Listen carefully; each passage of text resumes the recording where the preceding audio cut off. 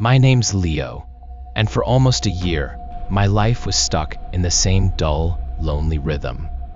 I worked the night shift at a small gas station called Hal's Gas and Go, a place most people only saw when they were lost or desperate. After dropping out of community college, I needed money fast, and Hal's was hiring. I told myself it would be temporary, a few months, until I figured out my next move, but somehow a year had crawled by. I slept through most of the day, woke up around sunset, made some coffee, and rode my old bike to work. My roommate Mark worked days, so we rarely saw each other except in passing. The night shift meant solitude, silence, and a strange kind of stillness that started to creep into my bones. At first, I liked it.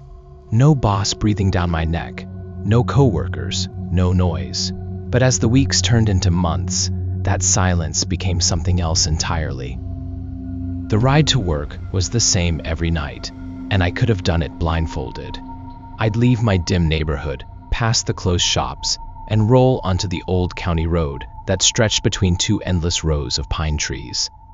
Those trees stood tall and close, their dark branches interlocking overhead like hands trying to block the sky. The deeper I went, the fewer streetlights there were, until it felt like I was riding through a tunnel carved out of the night. My only light came from my flickering bike headlamp and the faint glow from the horizon behind me. The world out there was so quiet I could hear my own heartbeat, and sometimes the distant cry of an owl. I told myself the road was peaceful, but deep down, I always felt uneasy pedaling through that stretch of darkness. There was a weight in that silence, something ancient and watching, something that never quite left me alone. Hal's gas station wasn't much to look at.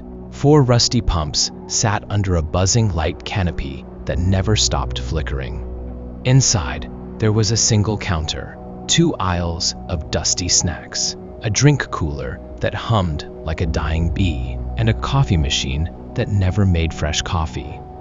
My main duties were simple: keep the register running, clean the bathrooms, restock shelves, and lock up before dawn. The job was boring, but it paid just enough for rent and food. Most nights, I saw no one for hours. Between 1 and 4 a.m., the station turned into a world of its own, a box of light surrounded by endless black. I passed the time reading, scrolling my phone, or watching the old security monitor. Even Mark, my roommate, became more of a voice in the apartment than a person. Sometimes I'd come home and see notes on the table: pay rent tomorrow, or fridge is empty again. That was our friendship, passing reminders and silence. Over time, I stopped checking my phone for messages. I stopped making plans. The night shifts swallowed me whole, and the gas station became my only companion. I used to tell myself the job was just a pause in life, but as time went on, it started feeling like the end of something. Still, I found comfort in the routine. The smell of old coffee, the faint hum of machines, the creak of the bathroom door, those became familiar, almost calming. Every shift was predictable. Every night, a repetition of the last. But predictability breeds blindness. You stop noticing the shadows at the edge of light, the subtle things that don't quite fit. I didn't realize it then, but something was slowly changing around the station. Little sounds that didn't belong, faint movements just beyond the pumps. I brushed them off, telling myself it was my imagination. I even joked about the place being haunted, though the laughter always sounded hollow. I didn't know then that one night, one small ordinary Tuesday, would split my life into 2 parts, before and after. It started around 2 a.m. The night was unusually still, so quiet it felt like sound itself had died. I was reading a magazine behind the counter when I heard a low, choking rumble of an old engine. It wasn't the smooth purr of a modern car, but a deep, uneven growl, like something struggling to breathe. Headlights appeared through the trees, cutting through the fog that had begun to roll in. A black Ford truck pulled into the farthest pump. It looked ancient, coated in grime and rust. The kind of vehicle that seemed to crawl out of the past. The driver's door creaked open, and an old woman stepped out. She wore a long, black dress that brushed the ground, and her movements were stiff. Her face was pale, wrinkled, and blank, completely expressionless. She didn't look at me. She didn't even glance at the pump. She just stared into the woods. I watched her through the glass, something cold building in my chest. She stood there as if in a trance, her eyes fixed on the tree line beyond the station's light. The fog thickened, curling around her feet like smoke. I was about to step outside and offer help when something caught my eye. Movement in the back of the truck. The rear window was so filthy, it was almost opaque, but I could just make out a dark shape behind the glass. At first, I thought it was a pile of rags, but then it shifted, slowly, deliberately. The shape slumped lower, almost as if it were ducking out of sight. I froze. Every instinct screamed that something was wrong. The woman didn't move, didn't blink. She just kept staring at the trees while that shape in the truck seemed to breathe. When the pump clicked off, the sound made me jump.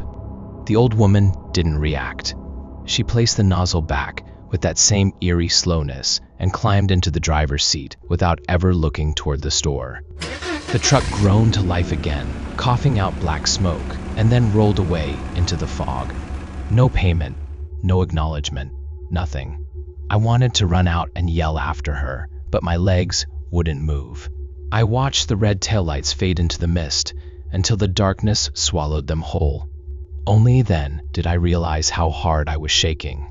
The silence after she left was different now.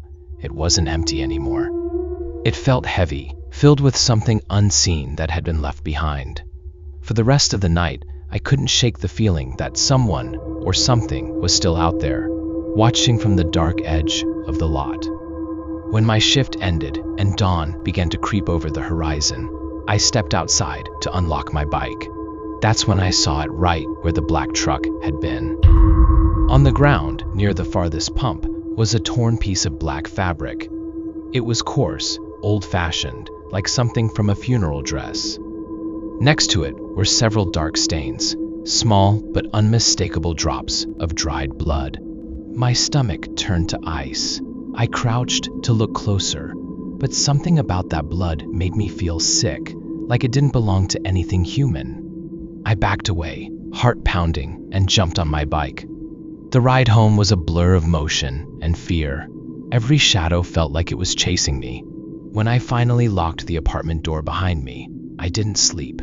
I just sat there, trying to convince myself it was nothing. The next night, I almost called in sick, but I needed the money. Besides, I told myself, maybe it was just an old lady who forgot to pay. Maybe the blood came from a cut on her hand. I tried to be logical, but deep down, I knew something about that night didn't fit any normal explanation. When I got to the station, everything looked the same, but the air felt colder. The shadows around the pumps seemed darker, thicker. And then, around 2 a.m., a stray dog wandered into the lot.